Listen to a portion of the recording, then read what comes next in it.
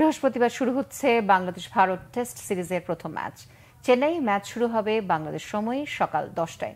প্রথম টেস্টের চ্যালেঞ্জ নিতে প্রস্তুত টাইগাররা। টেস্ট ম্যাচে বাংলাদেশ ভারত ম্যাচ নিয়ে এত উত্তেজনা এর আগে কখনো তৈরি হয়নি। লাল বলের ক্রিকেটে বরাবরই দুর্বল বাংলাদেশ। অন্যদিকে টানা 2টি টেস্ট চ্যাম্পিয়নশিপের ফাইনালে খেলেছে ভারত। তারপরও এই সিরিজে বাংলাদেশকে নিয়ে রোহিত শর্মার দলের কপালে চিন্তার ভাঁজ। এর প্রধান কারণ পাকিস্তানের বিপক্ষে টাইগারদের দারুণ সাফল্য। 2 সপ্তাহ আগেই প্রতিপক্ষের মাটিতে পাকিস্তানকে হোয়াইট ওয়াশ করেছে টাইগাররা। মাঠের বাইরে কথার লড়াই জমজমাট, যে লড়াইয়ে যোগ দিয়েছেন ভারতের কোচ গৌতম গম্ভীর আর অধিনায়ক রোহিত শর্মাও। তবে কথার লড়াই থেকে অনেকটাই দূরে বাংলাদেশ। দারুণ আত্মবিশ্বাস নিয়ে চেন্নাই গেলেও টাইগাররা পা মাটিতেই রেখেছেন।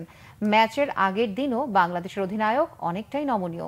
ভারতের বিপক্ষে ম্যাচের রেজাল্ট কি হবে সেদিকে চোখ নেই নাজমুল হোসেন শান্তর। বরং প্রথম দিনের প্রথম সেশনটি কেমন যাবে তা নিয়ে চিন্তাভাবনা করছেন তিনি। নিজেদের সর্বোচ্চটা দিতে অনুশীলনে ঘাম ঝরাচ্ছেন টাইগার ব্যাটসম্যান ও বোলাররা।